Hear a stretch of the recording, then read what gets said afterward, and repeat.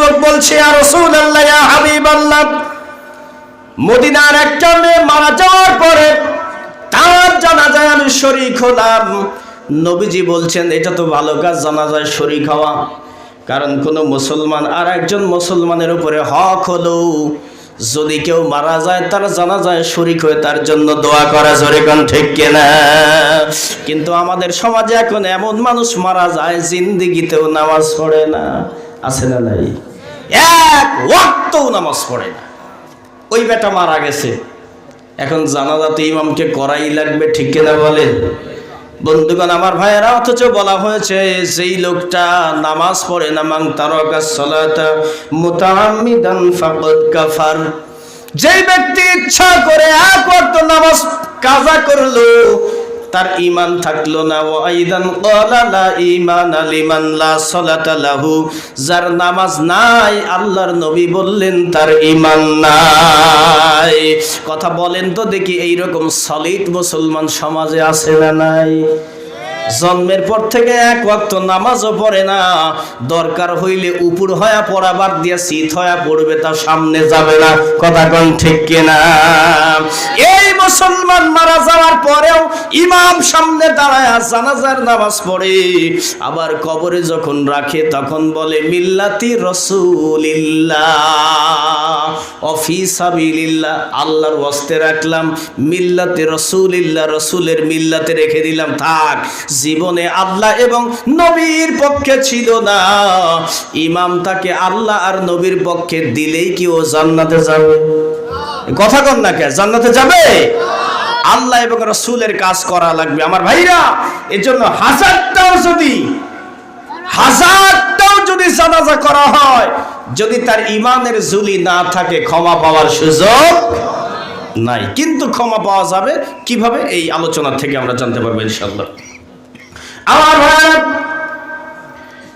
এইবার এক পর্যায়ে যুবক বিশ্ব নবীকে দেখে বললেন, ইয়া রাসূলুল্লাহ, ইয়া হাবিবাল্লাহ, জানাজার নামাজে শরীক হয়েছি, আসল উদ্দেশ্য দোয়া করা নয়, আসল উদ্দেশ্য হলো এই মাইয়েরটা কোন কবরে কোথায় মাটি দিবে ওই রাস্তাটা দেখে নেওয়া।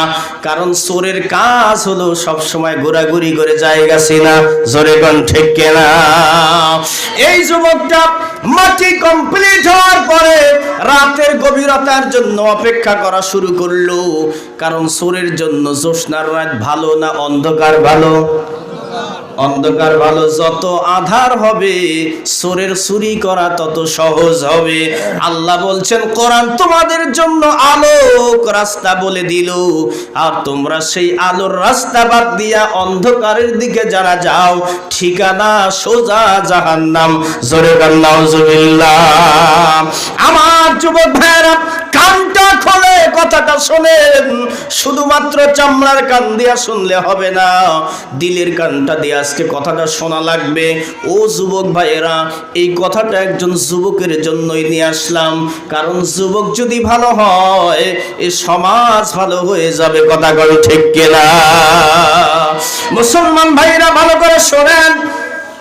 যুবক এবার ডেকে বলছি, ইয়া রাসূলুল্লাহ, ইয়া হাবিবাল্লাহ, রাত যখন গভীর হয়ে গেল আমি কবরস্থানে চলে গেলাম। আস্তে আস্তে করে কবরের সব মাটিগুলি সরায় দিলাম। আমার কাজ হলো কাফনের কাপড় চুরি করা। সুন্দরী মহিলার কাফনের কাপড়টা যখন আমি টান দিয়ে শরীর থেকে খুলে ফেললাম, মুহূর্তের ভিতরে শয়তান এসে আমাকে ধোঁকা দিয়ে বলল, ও যুবক রে, একটু নজর করে দেখো, অন্ধকার কবর সুন্দরীর চেহারায় আলোকিত হয়ে গেছে। হুজুর, মেয়েটার চেহারা দেখার পরে আমার ভিতরে শয়তানি কুমন্ত্রণা চলে আসলো। যুবক ভাইরা ভালো করে বলছি, যাদের হাতে স্মার্টফোন আছে, এই মোবাইলটা আমাদের বর্তমান ঈমান হরণের প্রধান হাতিয়ার, জোরে কোন ঠিক কিনা? এমন ভাবে মোবাইলকে সাজানো হয়েছে, স্টেপ বাই স্টেপ নগ্ন নারী দ্বারা পুরো মোবাইলটাকে সাজায় দিয়েছে। কোন যুবক যদি মোবাইলের ভিতরে ঢুকে ঘন্টাকে ঘন্টা চোখের আর মনের জেনা দিয়া ভরে ফেলছে, মোবাইল থেকে বের হওয়ার ইচ্ছা জাগে না, কথা কোন ঠিক কিনা? চিন্তা করে দেখো না কবরে কি যাইবা না, চিন্তা করে দেখো না কবরে কি যাইবা না। ওই কবরে আল্লাহ সারা বন্ধু কেহ থাকবে না, ওই কবরে আল্লাহ সারা বন্ধু কেহ থাকবে না। চিন্তা করে দেখো না কবরে কি যাইবা না। ঠিক কিনা বলেন? এই দুনিয়ার সবই পর, কবর যে তোর আসল ঘর। এই দুনিয়ার সবই পর, কবর যে তোর আসল ঘর। সেই কবরে থাকবি পড়ে শুধুই মাটির বিছানা, একলা পড়ে থাকবি সেথা শুধুই মাটির বিছানা। চিন্তা করে দেখো না কবরে কি যাইবা না। আজান কানে শুনিয়া কেমনে থাকো ঘুমায়া, আছে না নাই? ফজরের আজান হয়ে যায়, যুবকদের ঘুম ভাঙ্গে না, এরকম যুবক হাজার হাজার সমাজে আছে না নাই? আজান কানে শুনিয়া কেমনে থাকো ঘুমায়া, কবরের আযাবের কথা একটু স্মরণ করো না। চিন্তা করে দেখো না কবরে কি যাইবা না। ওই কবরে আল্লাহ সারা বন্ধু কেহ থাকবে না। চিন্তা করে দেখো না কবরে কি যাইবা না। এই দুনিয়া ছাড়িয়া কোথায় যাইবা লুকায়া? যাওয়ার জায়গা আছে ভাই? আমরা কেউ বাঁচতে পারবো লুকিয়ে? পাতালপুরীতে যান, মঙ্গল গ্রহে যান, যেই জায়গায় যান আজরাইল ঠিক আপনাকে খুঁজে নেবে। কথা কোন ঠিক কিনা? এই দুনিয়া ছাড়িয়া কোথায় যাইবা পালায়া, মরণ তোমায় লইবে ঘিরি যতই করো বাহানা। মরণ তোমায় লইবে খুঁজি যতই করো বাহানা। চিন্তা করে দেখো না কবরে কি যাইবা না। দিলে ভরা অহংকার, চিনলি না রে আল্লাহর ঘর, আছে না নাই? জীবন শেষ হয়ে গেছে, এক ওয়াক্ত নামাজেও যায় না, জুমার নামাজও পড়ে না, ঈদের নামাজেও যায় না, এমনও মুসলমান আছে না নাই? দিলে ভরা অহংকার, চিনলি না রে খোদার ঘর। নামাজের লাগিয়াও কি তোর একটু মায়া লাগে না? নামাজের লাগিয়াও কি তোর একটু মায়া লাগে না? চিন্তা করে দেখো না কবরে কি যাইবা না। এ মুসলমান ভাইরা, ওই কবরের ভিতরে যুবক কাফনের কাপড়টা সরাইয়া সুন্দরী নারীর যখন চেহারাটা চোখের সামনে আসলো, যুবতী সুন্দরী দেখে আর লোকটা সামলাইতে পারলো না। বিশ্বনবী বলেন, যুবক রে, একটা নারীকে দেখার পরে তোমার লোভ সামলাইতে পারলে না, জেনা করে ফেললে কতক্ষণ? এরপরে একটা আবার চিন্তা করো যুবক, একদিনের কিছু সময় তুমি ওই জেনা করে আনন্দ লাভ করলে, মরণ পর্যন্ত ওই চিন্তা তোমাকে তাড়া করবে। জোরে কোন ঠিক কিনা? মুসলমান ভাইরা, যুবককে বা বলছি, আর রাসূলুল্লাহ, আমি ওই নারীকে আর দেখে সামলাইতে পারি নাই, জেনা করে ফেললাম। নাউজুবিল্লাহ বলেন। মৃত নারীর সঙ্গে জেনা, জেনা করার পরে যুবক এবার সুন্দর করে মহিলাটাকে আবার মাটি দিয়া কবরস্থ করে যখন রওনা হয়েছে, কিছু দূর যাওয়ার পরে হঠাৎ করে ওই যুবকটা একটা মেয়েলি কণ্ঠ, মেয়ের আওয়াজ শুনতে পেল। কে যেন পেছন দিক থেকে ডাকতেছে, ও যুবক একটু দাঁড়াও, আমার কিছু কথা শুনে যাও। যুবকের শরীরটা থম মেরে গেল। চিন্তা করলো, এত গভীর রজনী, এই কবরস্থানে আমি ছাড়া আর কেউ নাই, কে আমাকে পেছন দিক থেকে ডাকে, তাও আবার মহিলা কণ্ঠে। আস্তে আস্তে করে মনটা নরম হওয়া শুরু হলো, ভিতরে কম্পন তৈরি হলো। গভীর রাত্রে আসে গোরস্থানে, ঠিক কিনা বলেন? ভয় তো এমনিই মনের ভিতরে আসবে। আস্তে আস্তে করে পেছন দিকে যখন তাকায়, যুবকের দুটো পা থরথর করে কাঁপা শুরু হয়ে গেল, শরীর থেকে কম্পনের ঘাম বের হওয়া শুরু হলো, হাতের কাফনের কাপড়টা পড়ে গেল। যুবক তাকায় দেখে সেই মহিলার সঙ্গে জেনা করেছি, ওই মহিলাই কবরের উপরে। আল্লাহু আকবার।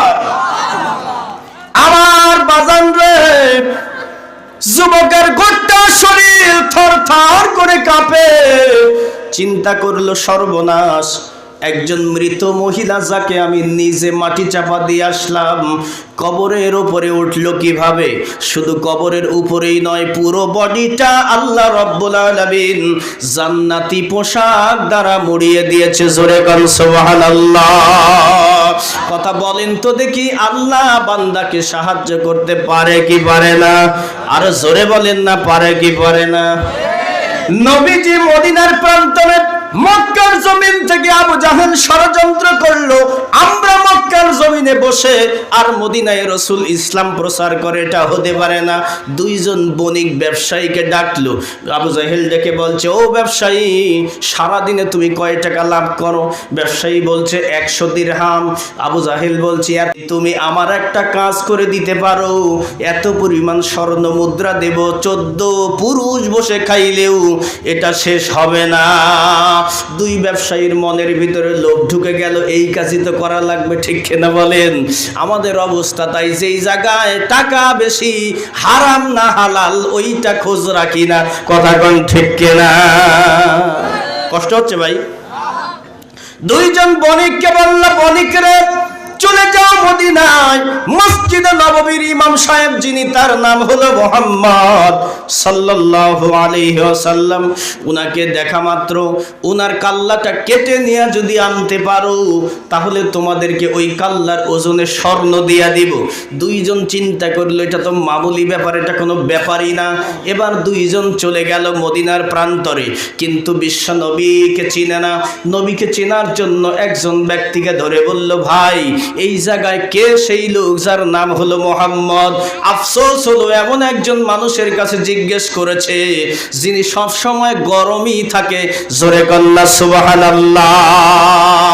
আল্লাহ বলেছেন, আমি দুইজন মানুষকে গরম করে বানাইছি পৃথিবীতে, তার মধ্যে একজন হলো হযরতে ওমর ফারুক রাদিয়াল্লাহু তাআলা আনহু, সব সময়ই গরম।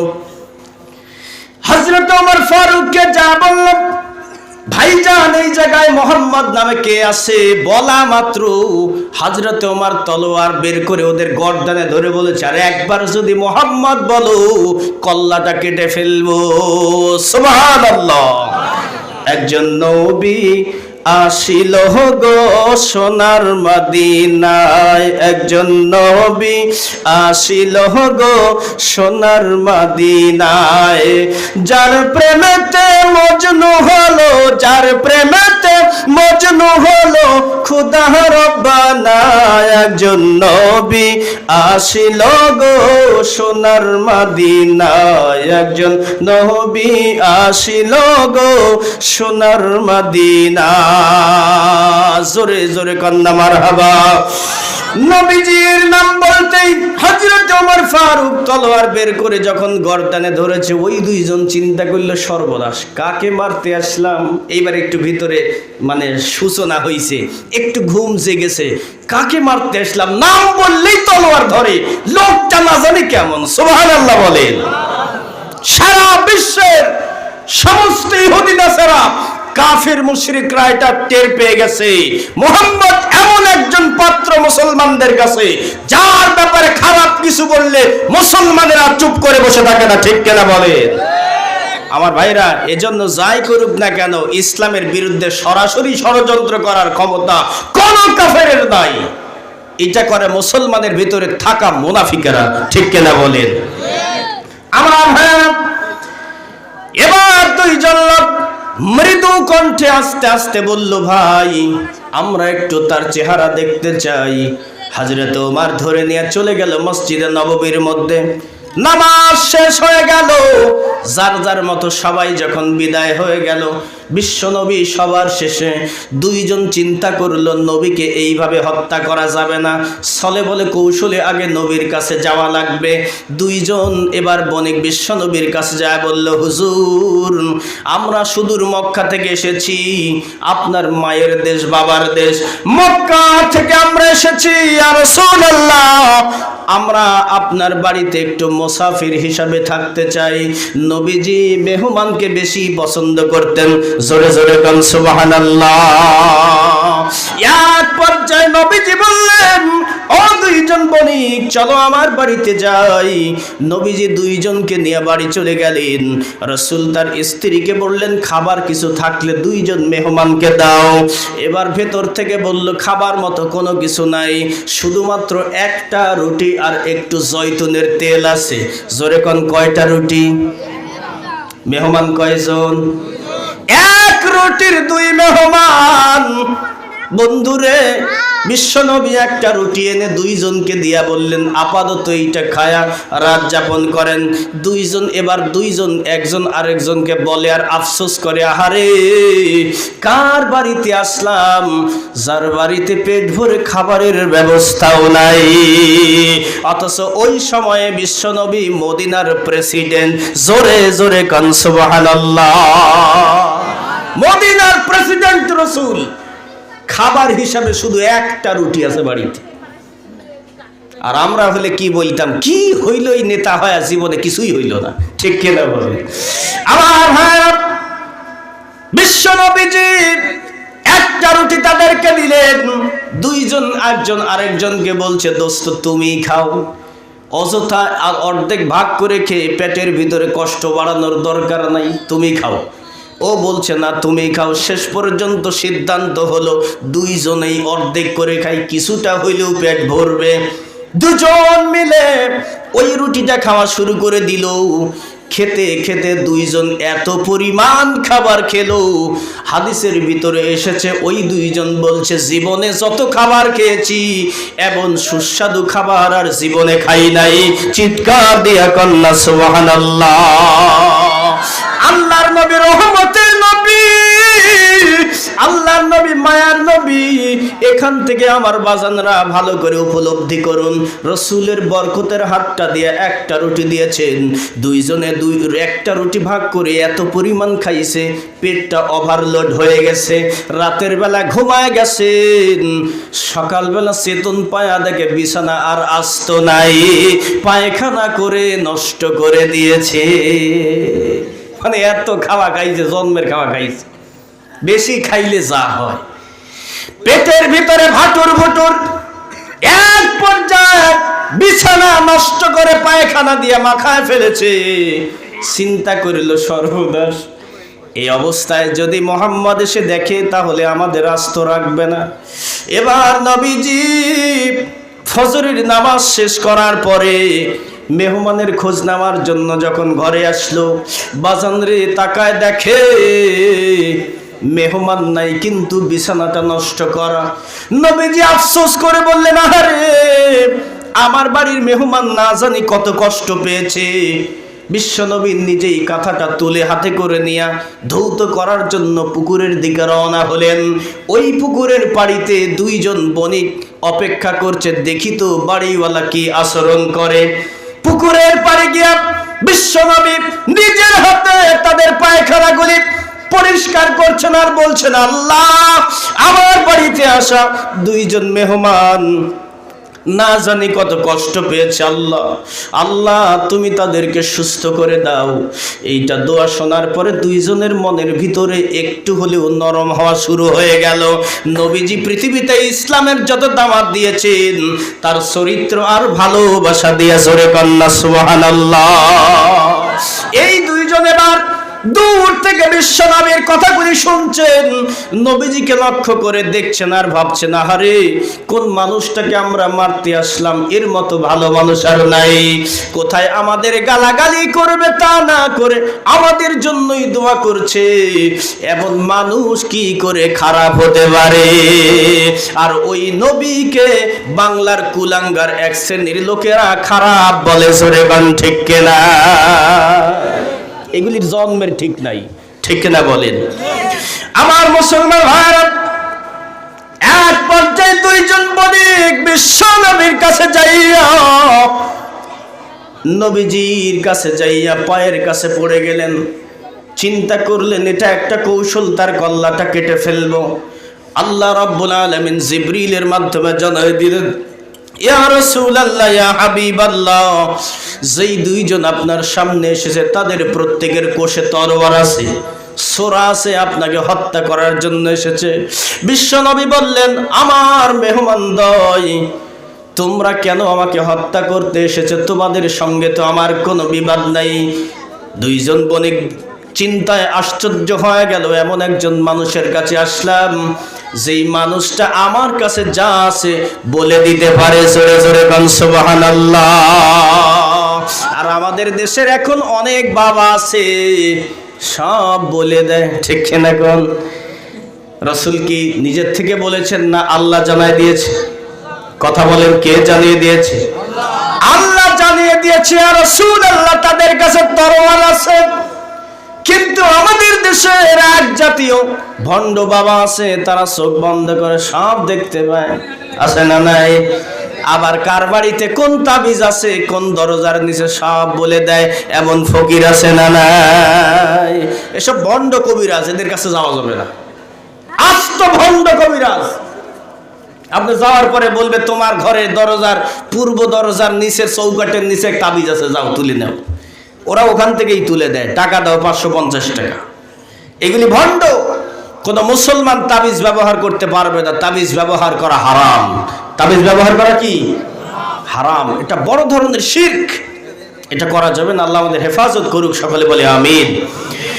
এবার এক পর্যায়ে দুইজন বণিক বিশ্ব নবীর হাতে হাত দিয়া মুসলমান হয়ে গেল। ওই দিক দিয়া আবু জাহেল আশায় আছে নবীজি, ওই দুই বণিক নবীজির মাথা কেটে আসলেই তো আমরা খুশি হয়ে যাব। কিন্তু দুইজন বণিক যখন আবু জাহেলের কাছে যেয়া দাঁড়াইলো, এবার আবু জেহেল ডেকে বলছে, বণিক দয় কই মাথা দাও। বণিক ডেকে বলছে, ব্যবসায়ী ডেকে বলছে, ভাই আবু জাহেল ভালো করে শোনো, আমরা মুহাম্মদের মাথা কাটতে গেছিলাম, উল্টা নিজেদের মাথা ইসলামের জন্য কুরবানি করেছি। চিৎকার দিয়া কন্যা সুবহানাল্লাহ। বাজান রে আমার, এক পর্যায়ে ওই আবু জাহেল এবার বলল, তোদের শরীরে কাপড় রাখবো না, তোদেরকে উলঙ্গ করে দেব। বারবার যখন তাদের শরীরটা উলঙ্গ করছিল, আল্লাহ রাব্বুল আলামিন হযরত জিবরাইলকে পাঠাই দিলেন, যাও যতবার আবু জাহেল আমার গোলামদের শরীর থেকে কাপড় খুলবে, ততবার জান্নাতি পোশাক দিয়া আমার বান্দাদের ঢেকে দাও। জোরে জোরে কন্যা সুবহানাল্লাহ। আবু জাহেল যখন পাগলামি থামাচ্ছিলই না, এক পর্যায়ে আল্লাহ মৌমাছি ছেড়ে দিলেন। মৌমাছির কাম কি আদর করা? মৌমাছি ছেড়ে দেওয়ার পরে এইবার আবু জেহেলকে এত কামড়ানো শুরু করলো, আবু জেহেলের শরীরের কাপড় আর কেউ খোলা লাগলো না, নিজেই শরীরের কাপড় খুলে ন্যাংটা হয়ে দৌড় দিয়েছে। জোরে জোরে কান মারহাবা। আমার ভাইরা, সেই মাবুদ, সেই আল্লাহ তার বান্দিকে হেফাজত করছেন জান্নাতি কাপড় দিয়ে। যত অপরাধ কেন অপরাধ করো না কেন, আমার রহমত থেকে নিরাশ হও না। কথা বলেন তো দেখি, আমরা যতই অপরাধ করি না কেন আল্লাহর জমিন থেকে কোথাও চলে যেতে পারবো? জোরে কোন পারবো? আকাশের নিচে আর জমিনের উপরে ছাড়া আর কোনো জায়গা আছে? যেখানেই যাবেন, যেই জায়গায় যাবেন, সব জায়গা কার? আরো জোরে বলেন, কার? আল্লাহ আমার রব, ওই রবি আমার সব। আল্লাহ আমার রব, ওই রবি আমার সব। দমে দমে তনু মন তারি অনুভব, তারি অনুভব। আল্লাহ আমার রব, ওই রবি আমার সব। জোরে জোরে কোন ঠিক কিনা? মদিনায় একজন যুবক এত গুনাহ করেছে, গুনার দিকে চাহিয়া যুবকটা আত্মঘাতী হয়ে গেল। আহারে আমার এত গুনাহ, এই গুনাহ তো মাফ হবে না। চিন্তা করল বর্তমান সময়ে একজন মানুষই আছে যিনি আল্লাহর দরবারে দোয়া করলে আল্লাহ পাক দোয়া কবুল করে গুনাহ সব মাফ করে দিবে। তিনার নাম হলো মুহাম্মদুর রাসূলুল্লাহ সাল্লাল্লাহু আলাইহি ওয়াসাল্লাম। যুবক এবার দৌড়ায়, গভীর রজনী যুবক দৌড়াইতে থাকে। রাস্তার মধ্যে হযরত ওমর ফারুকের সঙ্গে ধাক্কা লেগে গেল। হযরত ওমর রাদিয়াল্লাহু তাআলা আনহু ডেকে বলে, কে রে যুবক, এত গভীর রজনীতে এত হন্তদন্ত হয়ে দৌড়াও কোথায়? যুবক ডেকে বলে, কে তুমি, তোমার পরিচয় দাও। হযরত ওমর বলছেন, আমার নাম হলো ওমর, আমি নবীজির সাহাবী। যুবক ডেকে বলছে, ওমর ভাই, আমি এমন একজন মানুষের কাছে যেতে চাই যার সম্পর্কে আল্লাহ রাব্বুল আলামিন বলেছেন, ওয়া মা আরসালনাকা ইল্লা রাহমাতাল লিল আলামিন। আলম মানে হলো জগৎ, আর আলামিন মানে হলো সব জগৎ। আল্লাহ বলছেন, আমি আমার নবীকে গোটা সৃষ্টি জগতের সব জায়গার জন্য রহমত বানায় দিয়েছি। জোরে কোন সুবহানাল্লাহ। শুধুমাত্র বিশ্বনবী মানুষের জন্য রহমত নয়, শুধুমাত্র পশুকুলের জন্য রহমত নয়, সব জায়গায় সব ব্যাপারে আল্লাহ নবীকে রহমত বানায় দিয়েছে। চিৎকার দেয়া কোন সুবহানাল্লাহ। মুসলমান ভাইয়েরা, যুবক ডেকে বলছে, আমি সেই নবীর কাছে যেতে চাই। হযরত ওমর বাড়ি চিনায় দিলেন। ফজরের ওয়াক্ত চলে গেল। যুবক যায় বিশ্ব নবীজির দরজায় করাঘাত করলো, সালাম দিয়া বলল, ইয়া রাসূলুল্লাহ, ইয়া হাবিবাল্লাহ, আমি একজন আগন্তুক যুবক, আপনার সঙ্গে কিছু কথা বলতে চাই। এক পর্যায়ে বিশ্ব নবীজি দরজা খুললেন। যুবককে দেখার পরে বললেন, যুবক রে, কি চাও বলো। যুবক ডেকে বলছি, ইয়া রাসূলুল্লাহ, ইয়া হাবিবাল্লাহ, আল্লাহ রাব্বুল আলামিন কি সব গুনাহ মাফ করে দিবেন? নবীজি বললেন, যুবক রে, তুমি যত গুনাহ করো না কেন, যদি আল্লাহর কাছে ক্ষমা চাও, আল্লাহ তোমার সব গুনাহ মাফ করে দিবে। যুবক বলছি, ইয়া রাসূলুল্লাহ, আমি এমন একটা গুনাহ করেছি, আমার মন বলে এই গুনাহ আল্লাহ মাফ করবে না। বিশ্বনবী বলে, যুবক রে, তোমার গুনাহ যদি আকাশ আর জমিনের মধ্যবর্তী সব ফাঁকা জায়গা ভরে দেয়, এই গুনাহ আল্লাহ মাফ করে দিবে।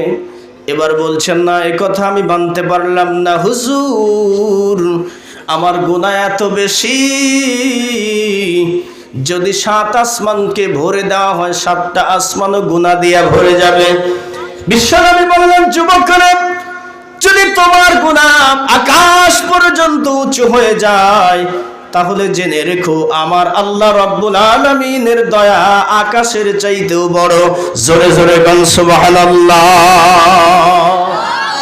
হযরত মুসা আলাইহিস সালাম একদিন আল্লাহকে ডেকে বললেন, মালিক, বর্তমান সময়ে আমার যত উম্মত আছে এর ভেতরে সবচাইতে খারাপ লোকটাকে আমি একটু দেখতে চাই।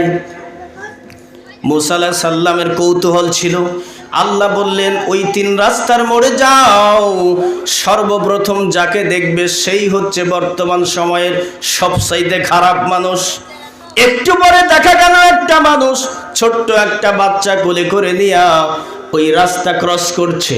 মুসা আলাইহিস সালাম দেখে বললেন, হ্যাঁ, চিনতে পারলাম, এইটা আমার উম্মতের সবচাইতে খারাপ মানুষ। আবার আল্লাহকে ডেকে বলেন, আল্লাহ, বর্তমান সময়ে আমার উম্মতের ভিতরে সবচাইতে ভালো মানুষকে, তাকেও দেখতে চাই। আল্লাহ বললেন, যাও, বিকালবেলা যেই লোকটা এই জায়গা দিয়ে পার হবে, ওই লোকটাই তোমার উম্মতের মধ্যে সবচাইতে ভালো মানুষ। হযরত মুসা আলাইহিস সালাম সকালবেলা যাকে দেখলেন, চিন্তা করলেন এই লোকটা আমার উম্মতের সবচাইতে খারাপ, কিন্তু বিকালবেলা যাকে দেখলেন চোখ যেন কপালে উঠে গেল, চিন্তাই করে পায় না এটা কি করে সম্ভব। সিজদায় পড়ে গিয়া বলে, আল্লাহ, এই লোকটা সেই লোক যাকে আমি সবচাইতে খারাপ মানুষ দেখেছিলাম সকালবেলা, আবার ওই লোকটাই বিকালবেলা সবচাইতে ভালো মানুষ কিভাবে হয়ে গেল। আল্লাহ থেকে বললেন, মূসা তুমি কি জানতে চাও? হযরত মূসা আলাইহিস সালাম বললেন, আল্লাহ অবশ্যই জানতে চাই। আল্লাহ ডেকে বললেন, মূসা রে, সকাল থেকে নিয়ে বিকাল পর্যন্ত আমার এই গোলাম এমন একটা আমল করেছে, ওই একটা আমলের বদৌলতে আমি আল্লাহ জামানার সবচাইতে খারাপ মানুষটাকে সবচাইতে ভালো মানুষ বানায় দিয়েছি। জোরে গান সুবহানাল্লাহ। একটা আমল করতে পারলেই সাকসেস। আমরা শুনবো তো ইনশাআল্লাহ? এই একটা আমল শুনলেই জীবন কাবার করে দেব, যা করব সব মাফ, একটা আমল করলে। সবাই শুনবো তো? তাই বলে আবার এই আমল দিয়া কাল থেকে যত আকাম কুকাম আছে সব শুরু করেন না, যে হুজুর তো শিখাই দিয়ে গেল এই আমল করবো সব মাফ। আমার ভাই, এক পর্যায়ে এই যুবক বিশ্ব নবীর কাছে যা বলল, নবীজি, ইয়া রাসূলুল্লাহ, ইয়া হাবিবাল্লাহ, হুজুর আমার মনে হয় আমার গুনাহ 7 আসমানের চাইতেও বেশি হয়ে যাবে। নবীজি বললেন, টেনশন করো না, তোমার গুনাহ যদি 7 আকাশ সম পরিমাণ হয়, আল্লাহর দয়া আরশ আজিম পর্যন্ত হয়ে যাবে। সুবহানাল্লাহ বলেন। নবীজি যুবক ডেকে বলল, ইয়া রাসূলুল্লাহ, আমার মনে হয় আমার এত গুনাহ হয়েছে যেই গুনাহটা আল্লাহর আরশ আজিমের চাইতেও বড় হয়ে যাবে। বিশ্বনবী বললেন, এ তো বেকায়দা, এমন গুনাহ করেছে যার কারণে তার মনের স্থিরতা নাই। ডেকে বলছে, যুবক রে, আল্লাহর দয়ার চাইতে কি দুনিয়াতে আর কিছু বেশি আছে, বড় আছে? যুবক ডেকে বলছে, আল্লাহর দয়ার চাইতে আর বড় কিছু নাই। আল্লাহর নবী ডাক দিয়া বলে, যুবক রে, তাহলে তোমার ঘটনাটা আমাকে খুলে বলো, কি হয়েছে তোমার, কি গুনাহ করেছো? না শুনলে কেমনে করে তার সমাধান দেই? যুবক দেখে বলছে, ইয়া রাসূলুল্লাহ, আমার পেশা হচ্ছে, আমার কাজ হচ্ছে কাফনের কাপড় চুরি করা। কি চুরি করা? আমাদের সমাজে এরকম ভালো মানুষ মনে হয় নাই, তাই না? মসজিদে নামাজ পড়তে ঢুকলেই স্যান্ডেল থাকে না, আছে না নাই? ওয়াজ করতে উঠলেও স্যান্ডেল থাকে না, মঞ্চে ওঠার পরেও দেখা যায় যে ওই জায়গায় আর স্যান্ডেলটা নাই, নিয়ে চলে গেছে। এই জন্য এখন হুজুররা সব চালাক হয়ে গেছে, ভাঙা চূড়া কমা স্যান্ডেল নিয়ে যায়। এইগুলি কোনো চোর নেয় না, যত ভালো স্যান্ডেলের দিকে চোর। শুধু তাই না, রাজশাহীতে নামাজ পড়লাম, আমার স্যান্ডেলটা নিয়ে গেল, ভালো কথা, পুরাতন এক জায়গা তো থুয়ে যাবে, ভাঙা চূড়া একটা স্যান্ডেলও রাখে নেই। তার মানে হাবিবাল্লাহ, আমি আশ্চর্য হয়ে গেলাম। মেয়েটার শরীরে যখন আমি বস্ত্র দেখলাম, মেয়েটা ডাক দিয়া বলে, যুবক রে, কি অপরাধ করেছি আমি তোমার কাছে? আমি একজন দিনদার পর্দানিশী মহিলা ছিলাম। মা বোনেরা কথাগুলি ভালো করে খেয়াল করবেন। এই মহিলাটি বলছে, যুবক রে, দুনিয়াতে আমি একজন পর্দানিশী মহিলা ছিলাম, কোন পুরুষ আমার চেহারা দেখতে পায় নাই। বর্তমানে একটা নারীও এইভাবে বলতে পারবে না কোন পুরুষ আমাকে দেখে নাই, বরং পুরুষ মানুষ যেন তাকায় তার দিকে, ওই জন্য যত মেকআপ আছে পরে, জোরে কোন ঠিক কিনা? দেখতে যেমনই হোক, মেকআপের প্রলেপ দিয়া এত পরিমাণ সাদা করে ফেলে যে এই যে গরমের দিন আসতেছে, ঘাম ঠিক তার লেভেল বুঝিয়ে দেয়। ঠিক কিনা কথা বলেন? বহুত দেখেছি, এই দিক দিয়ে ঘাম পড়ে একটা লাইন হয়ে যায়, যেন কালো সাদার উপরে কালো একটা বর্ডার টেনে দেওয়া হয়েছে। সব ডুপ্লিকেট। মেয়েরা এখন নিজেদের পুরো শরীরটাকে 2 নাম্বার করে ফেলেছে, ডুপ্লিকেট করে ফেলেছে। পায়ের পাতা থেকে মাথা পর্যন্ত খালি ডুপ্লিকেট। চোখের লেন্স লাগায়, অরিজিনাল চোখ বোঝা যায় না। এরপরে পাপড়ি লাগায়, তারপরে আবার ভুরুগুলিকে কালো করে দেয়, এরপরে চুলের উপরে আবার নকল চুল লাগায়। জোরে গান ঠিক কিনা? এমনি ভাবে পুরো শরীরটাকে যদি একটু খাটো হয় উষা হিল পড়ে লম্বা বানায়া দেয়। বন্ধুগণ আমার ভাইয়েরা, বিশ্ব নবী বলছেন ওই সকল মেয়েরা জাহান্নামে যাবে যাদেরকে দেখার পরে পুরুষ আকর্ষিত হয়। এমন একটা বোরকা পরো মা বোনেরা, যেন কোনো পুরুষ তোমার দিকে না তাকায়। আর এখন এমন বোরকা পরে রং যদি খারাপ হয় তবুও পুরুষ এক নজর দেখে, ঠিক কিনা বলেন? এগুলি বোরখা নয়, এগুলি শয়তানি, ঠিক কিনা কথা কন? একটাও বোরখা নাই। বোরখার নামে বাদুর আসছে, বাদুর। অনেক মেয়েরা পরে, আমি একটা এরকম দেখলাম এই দিক থেকে লম্বা, আমি বললাম এটার নাম কি? বাদুর বোরখা। বোরখা যদি বাদুর হয় তাহলে ওর অবস্থাটা কি হবে? আমার ভাইয়েরা, কত কথা বলবো, তারপরে আসলো খিমার। খিমার বোরকা তো সতীত্বই ঢাকতে পারে না। এইগুলি পরে মহিলারা আমরা পর্দায় আছি। কেউ কেউ আবার বোরকা পরে শুধুমাত্র পোশাক উপরে পরে সুন্দর একটা আপনার ওড়না দিয়া এত সুন্দর করে মাথার পিছনে উঁচু করে না, খোপাকে উঁচু করে। বিশ্বনবী বললেন যার চুলের খোপা উটের পৃষ্ঠের মতো উঁচু হবে ওই নারী আল্লাহর জাহান্নামে যাবে। এজন্য মা বোনদের বলবো, মা বোনেরা নিজেদেরকে যদি জান্নাতি করতে চান ইসলামী লেবাস পরা লাগবে। জোরে কোন ঠিক কিনা? মেয়েটা দেখে বলছে যুবকরে, এই কবরে আমি এসেছি, তুমিও আসবে। তোমার মতো আমিও যুবতী ছিলাম, আমার এখনো পর্যন্ত বিবাহ হয় নাই, আমি মারা গেছি, আল্লাহর কাছে চলে এসেছি। মৃত্যু সকলেরই হবে, কবরে সবাইকে ঢুকতে হবে। জোরে কোন ঠিক কিনা? যেতে হবে খালি হাতে, যেতে হবে খালি হাতে, সঙ্গে কেহ যাবে না। 3.5 হাত জায়গা পাবি না রে বিছানা। 3.5 হাত জায়গা পাবি না রে বিছানা। আজকে তুমি যাদের লাগি এতই পাগল পারা, যেতে হবে একা একা, কেউ যাবে না তারা। ঠিক কিনা বলেন?